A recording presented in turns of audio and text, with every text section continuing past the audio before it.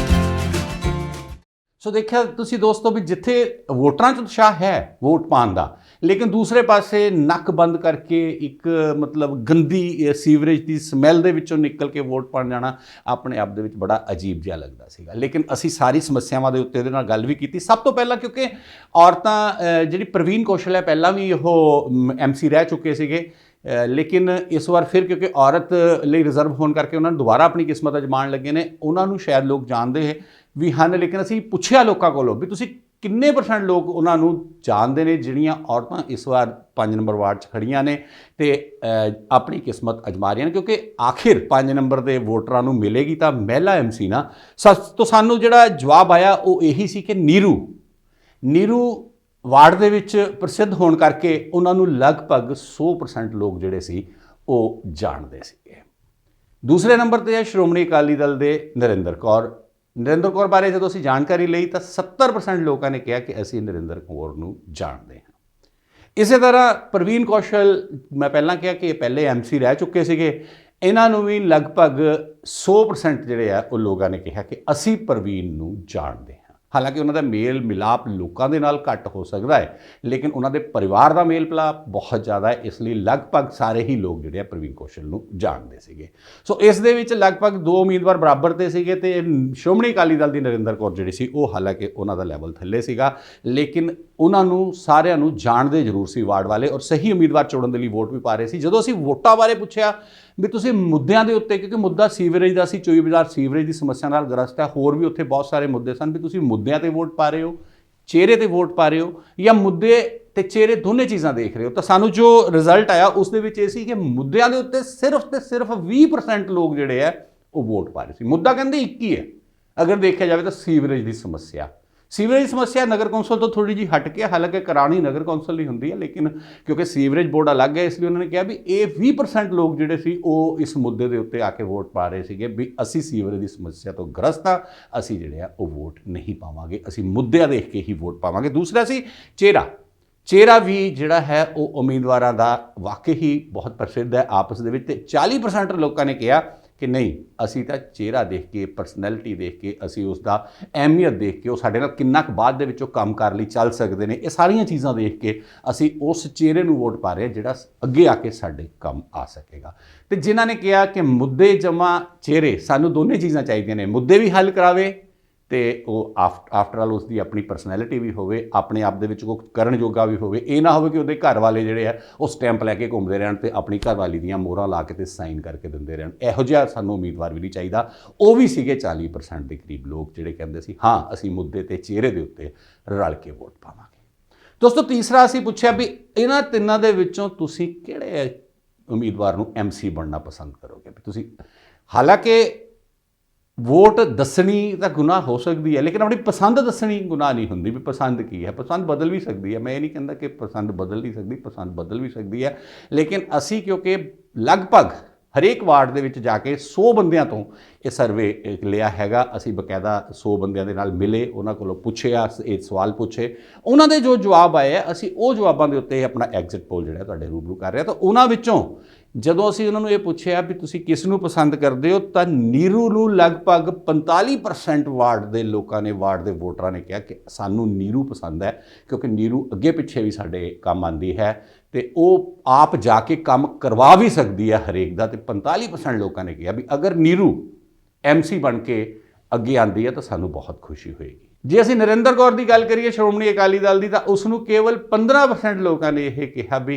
ਜੇ ਨਰਿੰਦਰ ਕੌਰ ਸ਼੍ਰੋਮਣੀ ਅਕਾਲੀ ਦਲ ਦੀ MC ਬਣ ਜਾਂਦੀ ਹੈ ਤਾਂ ਉਹ ਸਾਡੇ ਕੰਮ ਕਰੇਗੀ, ਸਾਡੀ ਉਹ ਪਸੰਦ ਹੈਗੀ। ਤੇ ਦੂਸਰੇ ਪਾਸੇ ਲਗਭਗ 40% ਲੋਕਾਂ ਨੇ ਇਹ ਕਿਹਾ ਕਿ ਅਗਰ ਪ੍ਰਵੀਨ ਕੌਸ਼ਲ MC ਬਣ ਜਾਂਦੀ ਹੈ ਤਾਂ ਸਾਡੇ ਕੰਮ ਹੋਣਗੇ ਤੇ ਉਹ ਸਾਡੇ ਕੰਮ ਵੀ ਆਣਗੇ, ਇਸ ਲਈ ਅਸੀਂ 40% ਲੋਕਾਂ। ਹਾਲਾਂਕਿ ਪ੍ਰਵੀਨ ਕੌਸ਼ਲ ਦੇ ਅਗੇਂਸਟ ਇਹ ਨੈਗੇਟਿਵ ਪੁਆਇੰਟ ਜਾਂਦਾ ਸੀ, ਇਹ ਕਿਹਾ ਜਾਂਦਾ ਸੀ ਵੀ ਪ੍ਰਵੀਨ ਕੌਸ਼ਲ ਖੁਦ ਜਾ ਕੇ ਕੰਮ ਨਹੀਂ ਕਰਾਉਂਦੀ ਹੈ, ਉਹਨਾਂ ਦੇ ਦੇਵਰ ਹੀ ਜਾ ਕੇ ਜਿਹੜੇ ਆ ਉਹ ਕੰਮ ਕਰਾਉਣਗੇ, ਇਸ ਲਈ ਉਹਨਾਂ ਨੂੰ ਇਹ 5% ਜਿਹੜੇ ਡੈਫਿਸਿਟ ਆਇਆ ਹੈ ਨੀਰੂ ਔਰ ਪ੍ਰਵੀਨ ਕੌਸ਼ਲ ਦੇ ਦਰਮਿਆਨ, ਇਹ ਸ਼ਾਇਦ ਇਸੇ ਗੱਲ ਦਾ ਆਇਆ ਹੈ ਕਿਉਂਕਿ ਜਿੱਥੇ ਨੀਰੂ ਨੂੰ ਸੋਚ ਰਹੇ ਨੇ ਲੋਕ ਖੁਦ ਜਾ ਕੇ ਕੰਮ ਕਰਾਏਗੀ, ਉੱਥੇ ਪ੍ਰਵੀਨ ਕੌਸ਼ਲ ਬਾਰੇ ਸੋਚ ਰਹੇ ਕਿ ਪ੍ਰਵੀਨ ਕੌਸ਼ਲ ਖੁਦ ਸ਼ਾਇਦ ਨਾ ਜਾਵੇ, ਉਹਨਾਂ ਦੇ ਜਿਹੜੇ ਦੇਵਰ ਨੇ ਜਿਹੜੇ ਪਹਿਲੇ MC ਰਹੇ ਨੇ ਉਹੀ ਜਾ ਕੇ ਕੰਮ ਕਰਾਉਣਗੇ। ਇਸ ਲਈ ਲੋਕਾਂ ਨੇ ਜਿਹੜਾ ਹੈ ਇਸ ਵਾਰਡ ਦੇ ਵਿੱਚ ਫਸਟ ਪ੍ਰੈਫਰੈਂਸ ਦੇ ਤੌਰ ਦੇ ਉੱਤੇ ਨੀਰੂ ਨੂੰ ਚੁਣਿਆ ਹੈ।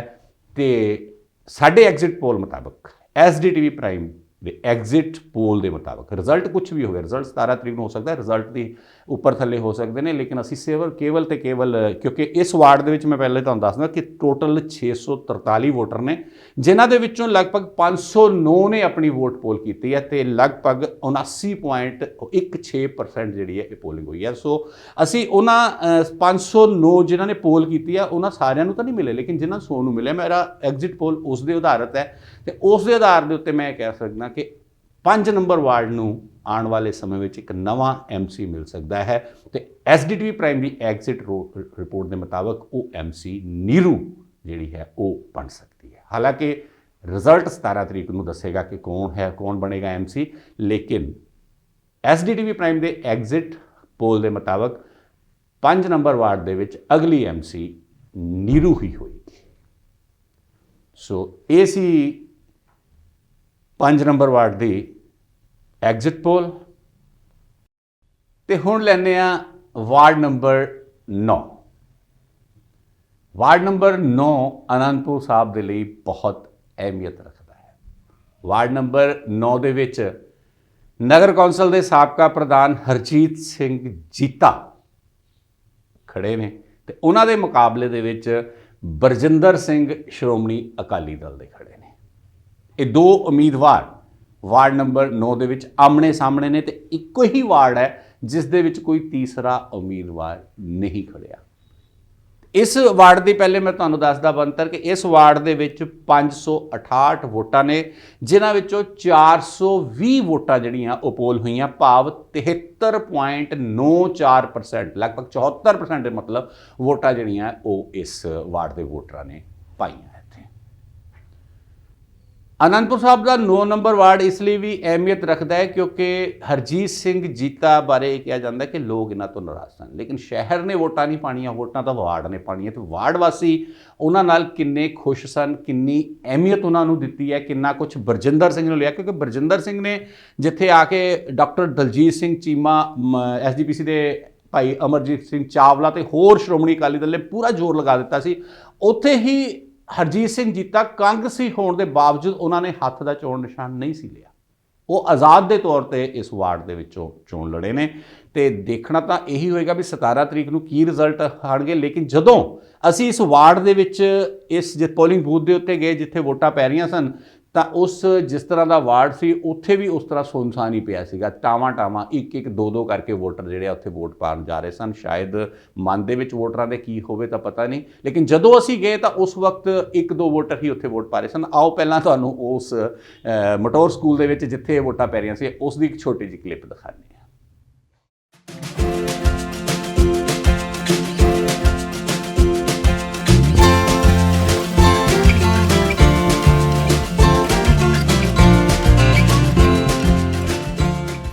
ਸੋ ਦੋਸਤੋ, ਕਲਿੱਪ ਤੁਸੀਂ ਦੇਖੀ ਹੈ ਵੀ ਵਾਕਈ ਬਹੁਤ ਥੋੜੇ ਲੋਕ ਸੀ ਉਸ ਟਾਈਮ ਦੇ ਉੱਤੇ, ਜਿੱਥੇ ਸ਼ਹਿਰ ਦੇ ਵਿੱਚ ਪੂਰੇ ਦੇ ਵਿੱਚ ਪੂਰਾ ਉਤਸ਼ਾਹ ਸੀਗਾ ਤਾਂ ਲੱਗਦਾ ਨਹੀਂ ਸੀ 9 ਨੰਬਰ ਵਾਰਡ ਦੇ ਵਿੱਚ ਕਿਸੇ ਤਰ੍ਹਾਂ ਦਾ ਉਤਸ਼ਾਹ ਵੋਟਰਾਂ ਦੇ ਵਿੱਚ, ਲੇਕਿਨ ਬਾਹਰ ਕਾਫੀ ਰੌਣਕਾਂ ਸੀਗੀਆਂ। ਬਾਹਰ ਸ਼ਾਇਦ ਸਭ ਤੋਂ ਜ਼ਿਆਦਾ ਰੌਣਕਾਂ ਅਗਰ ਸੀਗੀਆਂ ਜਿੱਥੇ ਪੋਲਿੰਗ ਏਜੰਟ ਬੈਠੇ ਸੀ, ਜਿੱਥੇ ਉਹ ਟਿਕ ਮਾਰ ਕਰ ਸੀ, ਪਰਚੀਆਂ ਦੇ ਰਹੇ ਸੀਗੇ, ਉੱਥੇ ਬਹੁਤ ਰੌਣਕਾਂ ਸੀਗੀਆਂ।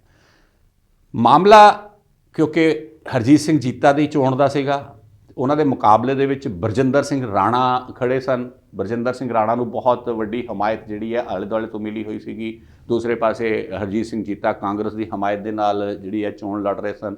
ਸੋ ਇਹਨਾਂ ਦਾ ਟੱਕਰ ਸੀਗੀ। ਟੱਕਰ ਦੇ ਵਿੱਚ ਜਦੋਂ ਅਸੀਂ ਇਹਨਾਂ ਨੂੰ ਪੁੱਛਿਆ ਬਈ ਤੁਸੀਂ ਇਹਨਾਂ ਉਮੀਦਵਾਰਾਂ ਨੂੰ ਜਾਣਦੇ ਕਿੰਨੇ ਹੈਗੇ ਹੋ, ਤਾਂ ਜਵਾਬ ਤਾਂ ਬਰਾਬਰ ਦਾ ਸੀ ਕਿ ਕੋਈ ਟੱਕਰ ਬਰਾਬਰ ਦੀ ਸੀਗੀ। ਤਾਂ ਵਾਰਡ ਦੇ ਜਿੱਥੇ ਬੰਦਿਆਂ ਨੇ ਇਹ ਕਿਹਾ ਕਿ ਅਸੀਂ ਹਰਜੀਤ ਸਿੰਘ ਜੀਤਾ ਨੂੰ 100% ਬੰਦਿਆਂ ਨੇ ਕਿਹਾ ਕਿ ਅਸੀਂ ਜਾਣਦੇ ਹਾਂ, ਉੱਥੇ ਹੀ ਬਰਜਿੰਦਰ ਸਿੰਘ ਬਾਰੇ ਵੀ ਇਹੀ ਕਿਹਾ ਕਿ ਅਸੀਂ ਬਰਜਿੰਦਰ ਸਿੰਘ ਨੂੰ ਵੀ 100% ਲੋਕਾਂ ਨੇ ਕਿਹਾ ਕਿ ਅਸੀਂ ਜਾਣਦੇ ਹਾਂ। ਭਾਵ ਜਾਣ ਪਹਿਚਾਣ ਦੇ ਇਹ ਦੋਨੋਂ ਹੀ ਕੈਂਡੀਡੇਟ ਮੁਹਤਾਜ ਨਹੀਂ ਸੀਗੇ। ਦੋਨੋਂ ਹੀ ਅਨੰਦਪੁਰ ਸਾਹਿਬ ਦੇ ਰਹਿਣ ਵਾਲੇ ਨੇ, ਦੋਨੋਂ ਹੀ ਵਾਰਡ ਦੇ ਵਿੱਚ ਰਹਿਣ ਵਾਲੇ ਨੇ, ਇੱਕੋ ਹੀ ਵਾਰਡ ਦੇ ਵਿੱਚ ਇਹ ਰਹਿੰਦੇ ਨੇ। ਹਾਲਾਂਕਿ ਆਪ ਇਹ 8 ਵਾਰਡ 'ਚ ਰਹਿੰਦੇ ਨੇ, ਲੇਕਿਨ 9 ਵਾਰਡ ਦੇ ਵਿੱਚ ਦੋਨੇ ਲੜ ਰਹੇ ਨੇ, ਜਨਰਲ ਵਾਰਡ ਹੈ। ਸੋ ਇਹਨਾਂ ਨੂੰ ਇਸ ਵਾਰਡ ਦੇ ਲੋਕ ਚੰਗੀ ਭਲੀ ਜਾਣਦੇ ਸਨ। ਫਿਰ ਗੱਲ ਆ ਗਈ ਮੁੱਦਿਆਂ ਦੀ ਕਿਉਂਕਿ ਜੀਤੇ ਦੇ ਉੱਤੇ ਦੋਸ਼ ਲੱਗਦੇ ਰਹੇ ਆ ਵੀ ਇਹਨਾਂ ਨੇ ਮੁੱਦੇ ਹੱਲ ਨਹੀਂ ਕੀਤੇ, ਇਹਨਾਂ ਨੇ ਮਤਲਬ ਆਪਣੇ ਹੀ ਜਿੱਥੇ ਪਲਾਟ ਸੀਗੇ ਉਹਨਾਂ ਨੂੰ ਗਲੀਆਂ ਬਣਾਈਆਂ, ਇਹਨਾਂ ਨੇ ਸੀਵਰੇਜ ਸਮੱਸਿਆ ਗਾਲੀ ਮਤਲਬ ਗਲੀਆਂ ਨਾਲੀਆਂ ਇੱਥੇ ਤੱਕ ਹੀ ਸੀਮਤ ਰਹਿ ਗਏ, ਲੇਕਿਨ ਉਹ ਵੀ ਪ੍ਰੋਪਰ ਨਹੀਂ ਹੋਏ। ਉਹ ਇੱਕੋ ਹੀ ਠੇਕੇਦਾਰ ਆਪਣੇ ਚਹੇਤੇ ਠੇਕੇਦਾਰਾਂ ਨੂੰ ਠੇਕੇ ਦਿੰਦੇ ਰਹੇ। ਬਹੁਤ ਸਾਰੇ ਮੁੱਦੇ ਸਨ ਜਿਹੜੇ ਜੀਤੇ ਦੇ ਖਿਲਾਫ ਸਨ। ਤੇ ਅਸੀਂ ਜਦੋਂ ਮੁੱਦਿਆਂ ਦੀ ਗੱਲ ਕੀਤੀ ਵੀ ਅਗਰ ਇਹ ਤੁਸੀਂ ਮੁੱਦੇ ਦੇ ਉੱਤੇ ਵੋਟ ਪਾ ਰਹੇ ਹੋ, ਚਿਹਰੇ ਦੇ ਉੱਤੇ ਵੋਟ ਪਾ ਰਹੇ ਹੋ, ਜਾਂ ਮੁੱਦੇ ਜਾਂ ਚਿਹਰੇ ਦੋਨਾਂ ਚੀਜ਼ਾਂ ਨੂੰ ਅੱਗੇ ਲਿਆ, ਤਾਂ ਉਹ ਵੀ ਰਿਜ਼ਲਟ ਹੈਰਾਨੀਜਨਕ ਤੁਸੀਂ ਮੰਨ ਸਕਦੇ ਹੋ ਕਿ ਇੰਨੇ ਮੁੱਦੇ ਹੋਣ ਦੇ ਬਾਵਜੂਦ ਉਹਨਾਂ ਦੇ ਅਗੇਂਸਟ, ਜਿਹਨਾਂ ਨੂੰ ਕਿਹਾ ਜਾਂਦਾ ਕਿ ਐਂਟੀ ਇਨਕੰਬੈਂਸੀ ਵੋਟ ਪਏਗੀ, ਵਾਰਡ ਦੇ ਕਿਸੇ ਇੱਕ ਵੀ ਵੋਟਰ ਨੇ ਸਾਨੂੰ ਇਹ ਨਹੀਂ ਕਿਹਾ ਕਿ ਸਾਡੇ ਵਾਰਡ ਦੇ ਵਿੱਚ ਕੋਈ ਮੁੱਦਾ ਹੈ। ਭਾਵ ਇਹ 0% ਲੋਕਾਂ ਨੇ ਮੁੱਦਿਆਂ ਦੇ ਉੱਤੇ ਵੋਟ ਪਾਈ ਹੈ ਵਾਰਡ ਨੰਬਰ 9 ਦੇ ਵਿੱਚ। ਹੈਰਾਨੀਜਨਕ ਹੈ ਆਪਣੇ ਆਪ ਦੇ ਵਿੱਚ ਕਿ ਮੁੱਦਾ ਕੋਈ ਮਤਲਬ ਨਹੀਂ ਰੱਖਦਾ 9 ਨੰਬਰ ਦੇ ਵਾਰਡ ਵਾਸੀਆਂ ਦੇ ਲਈ। ਜੀਤੇ ਨੇ ਕੀ ਕੀਤਾ, ਕੋਈ ਮੁੱਦਾ ਨਹੀਂ ਰੱਖਦਾ ਇਹਨਾਂ ਦੇ ਲਈ, ਕੋਈ ਮਾਇਨਾ ਨਹੀਂ ਰੱਖਦਾ। ਇਹਨਾਂ ਦਾ ਮਾਇਨਾ ਕੀ ਸੀਗਾ? ਇਹਨਾਂ ਦਾ ਮਾਇਨਾ ਸੀਗਾ ਚਿਹਰਾ। ਚਿਹਰਾ ਕਿੰਨਾ ਪਸੰਦ ਹੈ? ਤਾਂ 40% ਲੋਕਾਂ ਨੇ ਕਿਹਾ ਕਿ ਅਸੀਂ ਤਾਂ ਜੀਤੇ ਦੇ ਜਾਂ ਬਰਜਿੰਦਰ ਦੇ ਚਿਹਰੇ ਦੇ, ਇਹਨਾਂ ਦੇ ਮੂੰਹ ਨੂੰ ਵੋਟ ਪਾਵਾਂਗੇ। ਇਹ ਲੋਕ ਕੰਮ ਕਰ ਸਕਦੇ ਆ ਅੱਗੇ ਆ ਕੇ। ਬਰਜਿੰਦਰ ਸਿੰਘ ਇੱਕ ਧਾਰਮਿਕ ਸ਼ਖਸੀਅਤ ਹੈ, ਹਰਜੀਤ ਸਿੰਘ ਜੀ ਦਾ ਨਿਰੋਲ ਸਿਆਸੀ ਸ਼ਖਸੀਅਤ ਹੈ। ਧਾਰਮਿਕਤਾ ਤੇ ਸਿਆਸਤ ਦਾ ਆਪਸ ਦੇ ਵਿੱਚ ਇੱਥੇ ਮੁਕਾਬਲਾ ਹੈ ਤੇ ਉਹਨਾਂ ਨੇ ਦੋਨਾਂ ਨੇ ਆਪਣੀ ਆਪਣੀ ਅਹਿਮੀਅਤ ਰੱਖਦੇ, ਦੋਨੇ ਆਪਣੇ ਆਪਣੇ ਫੀਲਡ ਦੇ ਵਿੱਚ। ਤੇ ਇਹੀ ਲੋਕਾਂ ਨੇ ਕਿਹਾ ਕਿ ਅਸੀਂ 40% ਇਹ ਦੇਖਦੇ ਹਾਂ ਵੀ ਸਾਡੇ ਕੰਮ ਕੌਣ ਕਰਾ ਸਕਦਾ ਹੈ। ਜੀਤਾ ਸਾਡੇ ਕੰਮਾਂ ਦੇ ਵਿੱਚ ਪਹਿਲੇ ਕਰਾਉਂਦਾ ਰਿਹਾ, ਕੰਮ ਕਰਾਏਗਾ। ਇਸੇ ਤਰ੍ਹਾਂ ਅਕਾਲੀ ਦਲ ਦੇ ਲੋਕਾਂ ਨੇ ਜਾਂ ਦੂਸਰੇ ਲੋਕਾਂ ਨੇ ਕਿਹਾ ਕਿ ਨਹੀਂ, ਬਰਜਿੰਦਰ ਵੀ ਪੂਰੇ ਕੰਮ ਕਰਾ ਸਕਦਾ, ਅਸੀਂ ਬਰਜਿੰਦਰ ਨੂੰ ਵੋਟ ਪਾਵਾਂਗੇ। ਫਿਰ ਤੀਸਰਾ ਮੁੱਦਾ ਆ ਗਿਆ ਚਿਹਰਾ ਤੇ ਕੰਮ। ਮੁੱਦਾ ਤੇ ਚਿਹਰਾ 60% ਲੋਕਾਂ ਨੇ ਕਿਹਾ ਵੀ ਮੁੱਦੇ ਵੀ ਜਿਹੜੇ ਸਾਡੇ ਅਹਿਮੀਅਤ ਰੱਖਦੇ ਨੇ, ਲੇਕਿਨ ਸਾਡੇ 60% ਜਿਹੜੇ ਲੋਕ ਆ ਉਹਨਾਂ ਨੇ ਕਿਹਾ ਚਿਹਰੇ ਜਿਹੜੇ ਹੈ ਅਸੀਂ ਉਹਨਾਂ ਨੂੰ ਵੀ ਦੇਖਾਂਗੇ। ਲੇਕਿਨ ਮੁੱਦੇ ਦੀ ਜਦੋਂ ਗੱਲ ਆਉਂਦੀ ਤਾਂ ਮੁੱਦਾ ਤਾਂ ਉਹਨਾਂ ਕੋਲ ਹੈ ਹੀ ਕੋਈ ਨਹੀਂ। ਮੁੱਦਾ ਤਾਂ ਉਹਨਾਂ ਨੇ ਕਿਹਾ ਜ਼ੀਰੋ ਹੈ ਸਾਡੇ ਲਈ। ਲੇਕਿਨ ਉਹਨਾਂ ਨੇ ਕਿਹਾ ਨਹੀਂ, ਆਉਣ ਵਾਲੇ ਸਮੇਂ ਦੇ ਵਿੱਚ ਅਗਰ ਕੋਈ ਸਮੱਸਿਆ ਆਉਂਦੀ ਹੈ ਤਾਂ ਉਹ ਵਿਅਕਤੀ ਜਿਹੜੀ ਸਾਡੀ ਸਮੱਸਿਆ ਨੂੰ ਹੱਲ ਵੀ ਕਰ ਸਕੇ ਤੇ ਸਾਡੇ ਨਾਲ ਚੱਲ ਵੀ ਸਕੇ, ਸਾਡੀਆਂ ਗੱਲਬਾਤ ਵੀ ਸੁਣ ਸਕੇ, ਸਾਨੂੰ ਈਜ਼ੀਲੀ ਅਵੇਲੇਬਿਲਿਟੀ ਵੀ ਹੋਵੇ ਬੰਦੇ ਦੀ, ਉਹ 60% ਲੋਕਾਂ ਨੇ ਕਿਹਾ ਕਿ ਸਾਨੂੰ ਮੁੱਦੇ ਤੇ ਚਿਹਰਾ ਦੋਨੇ ਹੀ ਚੀਜ਼ਾਂ ਚਾਹੀਦੀਆਂ ਨੇ। ਇਸ ਲਈ ਅਸੀਂ ਇਹ ਵੋਟ ਪੋਲ ਕਰ ਆ ਰਹੇ ਹਾਂ। ਬੜਾ ਵੱਡਾ ਅਹਿਮ ਇਹ ਇੱਕ ਸਾਨੂੰ ਰਿਜ਼ਲਟ ਆਇਆ ਸੀਗਾ ਕਿ ਮੁੱਦੇ ਲਈ 0% ਸੀਗਾ। ਤੇ ਤੀਸਰਾ ਇਹ ਪੁੱਛਿਆ ਵੀ ਅਗਰ ਇਸ ਵਾਰ ਤੁਹਾਨੂੰ ਵਾਰਡ ਦੇ ਵਿੱਚੋਂ MC ਚੁਣਨ ਦੀ ਲੋੜ ਪਵੇ ਤਾਂ ਕਿਸ ਨੂੰ MC ਚੁਣੋਗੇ? ਤੁਸੀਂ ਪਹਿਲਾਂ ਹਰਜੀਤ ਸਿੰਘ ਜੀਤੇ ਨੂੰ ਦੇਖਿਆ, ਹੁਣ ਤੁਹਾਡੇ ਸਾਹਮਣੇ ਬਰਜਿੰਦਰ ਸਿੰਘ ਹੈਗਾ। ਇੱਕ ਇੱਥੇ ਮੈਂ ਇਹ ਵੀ ਦੱਸਦਾ ਕਿ ਇਹ ਵਾਰਡ ਜ਼ਿਆਦਾਤਰ ਸ਼੍ਰੋਮਣੀ ਅਕਾਲੀ ਦਲ ਨਾਲ ਸੰਬੰਧਿਤ ਹੈ। ਇੱਥੋਂ ਦੇ ਲੋਕ ਜਦੋਂ ਵਿਧਾਨ ਸਭਾ ਜਾਂ ਲੋਕ ਸਭਾ ਦੀਆਂ ਚੋਣਾਂ ਹੁੰਦੀਆਂ ਨੇ ਤਾਂ ਇੱਥੋਂ 9 ਨੰਬਰ ਵਾਰਡ ਦੇ ਲੋਕ ਜਿਹੜੇ ਹੈ ਉਹ ਵੋਟ ਪਾਉਂਦੇ ਨੇ ਸ਼੍ਰੋਮਣੀ ਅਕਾਲੀ ਦਲ ਤੇ ਭਾਰਤੀ ਜਨਤਾ ਪਾਰਟੀ ਨੂੰ, ਕਿਉਂਕਿ ਭਾਰਤੀ ਜਨਤਾ ਪਾਰਟੀ ਨਾਲ ਪਹਿਲਾਂ ਅਲਾਇੰਸ ਸੀ। ਔਰ ਮਦਨ ਮੋਹਨ ਮਿੱਤਲ ਜੀ ਨੇ ਜਿਹੜੀ ਆਪਣੀ ਕਲੋਨੀ ਕੱਟੀ ਹੋਈ ਹੈ ਇਸ ਅਨੰਦਪੁਰ ਸਾਹਿਬ ਦੇ, ਜਿਹਨੂੰ ਮਾਡਲ ਟਾਊਨ ਕਿਹਾ ਜਾਂਦਾ ਹੈ, ਉਹ ਵੀ ਇਸੇ 9 ਨੰਬਰ ਵਾਰਡ ਦੇ ਵਿੱਚ। ਤੇ ਕਿਹਾ ਜਾਂਦਾ ਕਿ ਮਦਨ ਮੋਹਨ ਮਿੱਤਲ ਜੀ ਦਾ ਆਪਣੀ ਕਲੋਨੀ ਦੇ ਉੱਤੇ ਬਹੁਤ ਇਨਫਲੂਐਂਸ ਹੈ ਵੀ ਭਾਰਤੀ ਜਨਤਾ ਪਾਰਟੀ, ਔਰ ਕਿਉਂਕਿ ਸ਼੍ਰੋਮਣੀ ਅਕਾਲੀ ਦਲ ਅਲਾਇੰਸ ਸੀਗਾ, ਇਸ ਲਈ ਇੱਥੋਂ ਉਹੀ ਲੋਕ ਜਿੱਤੇ ਸੀ। ਤੇ ਅਸੀਂ ਜਦੋਂ ਪੁੱਛਿਆ ਵੀ ਤੁਸੀਂ ਫਿਰ ਇੱਥੇ ਕਿਸ ਨੂੰ ਪਸੰਦ ਕਰੋਗੇ ਤਾਂ ਫਿਰ ਰਿਜ਼ਲਟ ਉਹੀ ਸੀਗਾ ਕਿ ਲਗਭਗ ਜ਼ਿਆਦਾ ਫਰਕ ਨਹੀਂ ਹੈ। ਇਹ ਫਰਕ ਮੈਂ ਇਹ ਵੀ ਕਹਿ ਸਕਦਾ ਵੀ ਇੱਕ ਵੋਟਰ ਦੇ ਨਾਲ ਫਰਕ ਇੱਧਰ ਜਾਂ ਉੱਧਰ ਹੋ ਸਕਦਾ ਹੈ। 49% ਲੋਕਾਂ ਨੇ ਕਿਹਾ ਕਿ ਅਸੀਂ ਦੁਬਾਰਾ ਜੀਤੇ ਨੂੰ ਹੀ ਪਸੰਦ ਕਰਾਂਗੇ। ਜੀਤਾ ਸਾਡੇ ਲਈ ਵਧੀਆ ਹੈ, ਜੀਤੇ ਨੂੰ ਹੀ ਅਸੀਂ ਪਸੰਦ ਕਰਾਂਗੇ। ਜਦ ਕਿ 51% ਲੋਕਾਂ ਨੇ ਕਿਹਾ ਕਿ ਇਸ ਵਾਰ ਬਦਲ ਜ਼ਰੂਰੀ ਹੈ, ਅਸੀਂ ਬਰਜਿੰਦਰ ਨੂੰ ਪਸੰਦ ਕਰਾਂਗੇ। ਬਰਜਿੰਦਰ ਸਿੰਘ ਰਾਣਾ ਅਗਰ MC ਬਣਦੇ ਆ ਤਾਂ ਸਾਡੇ ਕੰਮ ਨਾ ਕੇਵਲ ਸਿਆਸਤ ਦੇ ਕੰਮ ਹੋਣਗੇ ਬਲਕਿ ਧਾਰਮਿਕ ਪੱਖ ਵੀ ਸਾਡਾ ਪੂਰਿਆ ਜਾਏਗਾ। ਭਾਵ 51% ਲੋਕਾਂ ਨੇ ਪਸੰਦ ਕੀਤਾ ਬਰਜਿੰਦਰ ਨੂੰ, 49% ਲੋਕਾਂ ਨੇ ਪਸੰਦ ਕੀਤਾ ਜੀਤੇ ਨੂੰ। SDTV ਪ੍ਰਾਈਮ ਦੇ ਮੁਤਾਬਕ ਫੈਸਲਾ ਤਾਂ ਸਾਨੂੰ ਇਹੀ ਦੇਣਾ ਚਾਹੀਦਾ ਸੀ ਕਿ ਆਉਣ ਵਾਲਾ ਜਿਹੜਾ ਮਿਊਨਿਸਪਲ ਕਾਉਂਸਲਰ ਹੈ 9 ਨੰਬਰ ਵਾਰਡ ਦਾ, ਉਹ ਬਰਜਿੰਦਰ ਸਿੰਘ ਬਣ ਸਕਦਾ ਹੈ। ਲੇਕਿਨ ਕਿਉਂਕਿ ਮੈਂ ਪਹਿਲਾਂ ਕਿਹਾ ਕਿ ਇਹ ਐਗਜ਼ਿਟ ਪੋਲ ਹੈ, ਇਹ ਰਿਜ਼ਲਟ ਨਹੀਂ ਹੈ। ਰਿਜ਼ਲਟ ਕੁਛ ਵੀ ਹੋ ਸਕਦਾ ਹੈ। ਜੇ ਅਸੀਂ ਆਵਾਜ਼ ਸੁਣੀਏ ਆਮ ਜਨਤਾ ਦੀ ਤਾਂ ਉਹਦੇ ਵਿੱਚ ਇਹੀ ਆਉਂਦਾ ਕਿ ਨਹੀਂ, ਹਰਜੀਤ ਸਿੰਘ ਜੀਤਾ ਹੀ ਮੁੜ ਕੇ MC ਬਣੇਗਾ। ਜੇ ਅਸੀਂ ਵਾਰਡ ਦੇ ਵਿੱਚ ਜਾ ਕੇ ਲੋਕਾਂ ਨਾਲ, ਜਿਨ੍ਹਾਂ ਨਾਲ ਅਸੀਂ ਗੱਲ ਕੀਤੀ ਹੈ, ਉਹਨਾਂ ਦੀ ਗੱਲ ਸੁਣੀਏ ਤਾਂ ਉਹ ਕਿਤੇ ਨਾ ਕਿਤੇ 1% ਦਾ ਮਾਰਜਨ ਹੈਗਾ ਵੀ ਬਰਜਿੰਦਰ ਸਿੰਘ ਵੀ ਬਣ ਸਕਦਾ ਹੈ। ਸੋ ਇਸ ਜਗ੍ਹਾ ਦੇ ਉੱਤੇ ਐਗਜ਼ਿਟ ਪੋਲ ਇਹੀ ਕਹਿੰਦਾ ਹੈ ਵੀ ਅਗਰ ਲੋਕਾਂ ਦੇ ਉਸ ਵਾਰਡ ਦੇ ਵਿੱਚ ਜਾਈਏ ਤਾਂ ਬਰਜਿੰਦਰ ਸਿੰਘ ਅਗਲਾ MC ਬਣ ਸਕਦਾ ਹੈ। ਲੇਕਿਨ ਇਹ ਕੋਈ ਰਿਜ਼ਲਟ ਨਹੀਂ ਹੈਗਾ, ਇਹ 17 ਤਰੀਕ ਨੂੰ ਆਉਣ ਵਾਲਾ ਸਮਾਂ ਦੱਸੇਗਾ। ਇਸ ਲਈ ਅਸੀਂ ਇਹੀ ਕਹਿੰਦੇ ਹਾਂ, ਸੰਭਾਵਨਾ ਦੋਨਾਂ ਦੀ, ਬਰਜਿੰਦਰ ਸਿੰਘ ਦੀ ਵੀ ਔਰ ਹਰਜੀਤ ਸਿੰਘ ਜੀਤਾ ਦੀ ਵੀ, ਉਸ ਵਾਰਡ ਦੇ ਵਿੱਚੋਂ ਆਪਣਾ MC ਬਣਨ ਦੀ ਹੈਗੀ ਹੈ।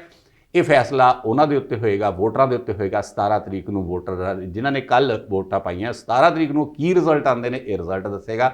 ਲੇਕਿਨ SDTV ਐਗਜ਼ਿਟ ਪੋਲ ਦੇ ਮੁਤਾਬਕ ਪੱਲੜਾ 'ਚ ਬੇਸ਼ੱਕ ਬਰਜਿੰਦਰ ਸਿੰਘ ਦਾ ਭਾਰੀ ਹੈ, ਲੇਕਿਨ ਫੈਸਲਾ ਉਹ ਅਸੀਂ 17 ਤਰੀਕ ਦੇ ਉੱਤੇ ਛੱਡਦੇ ਹਾਂ। ਇਹ ਸੀ 9 ਨੰਬਰ ਵਾਰਡ ਦੀ ਐਗਜ਼ਿਟ ਪੋਲ। ਦੋਸਤੋ, ਹਾਲੇ ਸਵੇਰੇ ਸਵੇਰੇ ਇੰਨਾ ਹੀ, ਲੇਕਿਨ ਸ਼ਾਮ ਨੂੰ 2 ਹੋਰ ਵਾਰਡਾਂ ਦਾ ਐਗਜ਼ਿਟ ਪੋਲ ਲੈ ਕੇ ਤੁਹਾਡੇ ਰੂਬਰੂ ਹੋਵਾਂਗੇ। ਅਸੀਂ ਕੱਲ੍ਹ ਤੱਕ ਇਸੇ ਤਰ੍ਹਾਂ ਤੁਹਾਡੇ ਰੂਬਰੂ ਜਿੰਨੇ ਵੀ ਐਗਜ਼ਿਟ ਪੋਲ ਹੈ ਉਹ ਲੈ ਕੇ ਆਉਂਦੇ ਰਹਾਂਗੇ। ਕੁਝ ਲੋਕਾਂ ਨੇ, ਅਸੀਂ ਕੱਲ੍ਹ SDTV ਪ੍ਰਾਈਮ ਦੇ ਉੱਤੇ ਜਦੋਂ ਐਗਜ਼ਿਟ ਪੋਲ ਪਾਇਆ ਉਹਦੇ ਵਿੱਚ ਕਮੈਂਟਸ ਵੀ ਆਏ ਹੈ ਵੀ ਸ਼ਾਇਦ ਪੱਤਰਕਾਰ ਜੋਤਸ਼ੀ ਬਣ ਗਏ, ਪਹਿਲੇ ਹੀ ਦੱਸ ਸਕਦੇ ਆ, ਮੋਦੀ ਸਾਹਿਬ ਨੂੰ ਕਹਿ ਦੇਣ, ਮੋਦੀ ਸਾਹਿਬ ਨੂੰ ਮਨਾ ਲੈਣ, ਇਹ ਕਰ ਲੈਣ। ਦੇਖੋ, ਮੋਦੀ ਸਾਹਿਬ ਦਾ ਕਿਸਾਨੀ ਦਾ ਜਾਂ ਹੋਰ ਚੀਜ਼ ਦਾ ਕੁਝ ਨਹੀਂ ਹੈ। ਇਹ ਪੱਤਰਕਾਰ ਦੇ ਨਾਤੇ ਇੱਕ ਐਗਜ਼ਿਟ ਪੋਲ ਲੋਕਾਂ ਦੀ ਸੋਚ ਤੇ ਆਧਾਰ ਬਣਾ ਕੇ ਅਸੀਂ ਤੁਹਾਡੇ ਰੂਬਰੂ ਕਰ ਰਹੇ ਹਾਂ। ਸਾਡਾ ਕਿਸੇ ਨਾਲ ਜਿੱਤ ਹਾਰ ਨਾਲ ਸਾਡਾ ਕੋਈ ਉਹ ਨਹੀਂ ਹੈਗਾ, ਕੌਣ ਜਿੱਤੇਗਾ ਕੌਣ ਹਾਰੇਗਾ। ਜੋ ਅਸੀਂ ਦੇਖਿਆ ਹੈ ਅਸੀਂ ਉਹ ਦੱਸਿਆ ਹੈ। ਅਸੀਂ ਜੋਤਸ਼ੀ ਨਹੀਂ ਹੈਗੇ ਆ। ਕੁੜੀਆਂ ਨੇ ਕਿਹਾ ਵੀ ਇਹ ਜੋਤਸ਼ੀ ਹੈ, ਪਹਿਲਾਂ ਹੀ ਪਤਾ ਲੱਗ ਜਾਂਦਾ ਹੈ। ਐਗਜ਼ਿਟ ਪੋਲ ਜਿਹੜੇ ਆ ਉਦੋਂ ਤੁਸੀਂ ਕੋਈ ਨਹੀਂ ਬੋਲਦਾ, ਜਦੋਂ ਐਡੇ ਐਡੇ ਵੱਡੇ ਨੈਸ਼ਨਲ ਚੈਨਲ ਦੇ ਉੱਤੇ ਐਗਜ਼ਿਟ ਪੋਲ ਆਉਂਦੇ ਆ ਉਦੋਂ ਤੁਸੀਂ ਜਾ ਕੇ ਉਹਨਾਂ ਨੂੰ ਤਾਂ ਕਦੀ ਨਹੀਂ ਕਿਹਾ ਵੀ ਇਹ ਜੋਤਸ਼ੀ ਹੈ, ਪਹਿਲਾਂ ਹੀ ਦੱਸ ਦਿੰਦੇ ਆ, ਜਿਹੜੇ 543 ਸੀਟਾਂ ਦੇ ਐਗਜ਼ਿਟ ਪੋਲ ਤੁਹਾਡੇ ਸਾਹਮਣੇ ਰੱਖ ਦਿੰਦੇ ਨੇ। ਸੋ ਇਹ ਜਿਹੜੀ ਹੈ ਇਹ ਕਿਸੇ ਨੂੰ ਨਿਸ਼ਾਨਾ ਬਣਾ ਕੇ ਜਾਂ ਕਿਸੇ ਦੇ ਲਈ ਹੱਕ ਪੂਰਨ ਦੇ ਲਈ ਐਗਜ਼ਿਟ ਪੋਲ ਨਹੀਂ ਹੁੰਦੇ। ਐਗਜ਼ਿਟ ਪੋਲ ਇੱਕ ਸੱਚੀ, ਸਹੀ ਤੇ ਸਟੀਕ ਜਾਣਕਾਰੀ ਜੋ ਅਸੀਂ ਆਪਣੇ ਦਰਸ਼ਕਾਂ ਤੋਂ ਲੈ ਕੇ ਆਉਂਦੇ ਹਾਂ ਉਹ ਤੁਹਾਡੇ ਰੂਬਰੂ ਲੱਗਦੇ ਹਾਂ। ਸੋ ਅਗਰ ਕਿਸੇ ਨੂੰ ਇਸ ਦੇ ਵਿੱਚ ਕੋਈ ਆਪਣਾ ਲੱਗਦਾ ਹੋਵੇ ਵੀ ਨਹੀਂ, ਤਾਂ ਉਹ ਮੈਂ ਤਾਂ ਪਹਿਲਾਂ ਕਿਹਾ ਵੀ ਇਹ ਰਿਜ਼ਲਟ ਨਹੀਂ ਮੈਂ ਦਿਖਾ ਰਿਹਾ, ਰਿਜ਼ਲਟ ਦਿਖਾਵਾਂਗਾ 17 ਤਰੀਕ ਨੂੰ। 17 ਤਰੀਕ ਨੂੰ ਫਿਰ ਕੰਪੈਰੀਜ਼ਨ ਵੀ ਕਰਾਂਗਾ ਆਪਣੇ ਐਗਜ਼ਿਟ ਪੋਲ ਦੇ ਨਾਲ ਉਸ ਰਿਜ਼ਲਟ ਦਾ, ਫਿਰ ਮੰਨਾਂਗਾ ਅਗਰ ਕਿਤੇ ਗਲਤੀ ਹੋਈ ਹੈ ਵੀ ਸ਼ਾਇਦ ਸਾਡੇ ਕੋਲੋਂ ਗਲਤੀ ਹੋਈ ਹੈ। ਲੇਕਿਨ ਹਾਲ ਦੀ ਘੜੀ ਮੈਂ ਐਗਜ਼ਿਟ ਪੋਲ ਦਿਖਾ ਰਿਹਾ। 17 ਤਰੀਕ ਨੂੰ ਇੱਕ ਵਾਰਡ ਦਾ ਰਿਜ਼ਲਟ ਜਿਹੜਾ ਹੈ ਅਸੀਂ SDTV ਪ੍ਰਾਈਮ ਤੇ ਤੁਹਾਡੇ ਰੂਬਰੂ ਰੱਖਦੇ ਰਹਾਂਗੇ। ਤੁਸੀਂ ਸਾਡੇ ਨਾਲ ਇਸੇ ਤਰ੍ਹਾਂ ਜੁੜਦੇ ਰਹਿਣਾ। SDTV ਪ੍ਰਾਈਮ ਨੂੰ ਸਬਸਕ੍ਰਾਈਬ ਕਰੋ। ਸਬਸਕ੍ਰਾਈਬ ਕਰਨ ਤੋਂ ਬਾਅਦ ਬੈਲ ਆਈਕਨ ਨੂੰ ਜ਼ਰੂਰ ਦਬਾ ਦੇਣਾ। ਸਾਡੇ ਪ੍ਰੋਗਰਾਮ ਜਿਹੜੇ ਆ ਉਹ ਤੁਹਾਡੇ ਤੱਕ ਪਹੁੰਚਦੇ ਰਹਿ ਸਕਣ। ਫਿਲਹਾਲ ਸ਼ਮੀ ਡਾਵਰਾਂ ਨੂੰ ਦਿਓ ਇਜਾਜ਼ਤ। ਨਮਸਕਾਰ।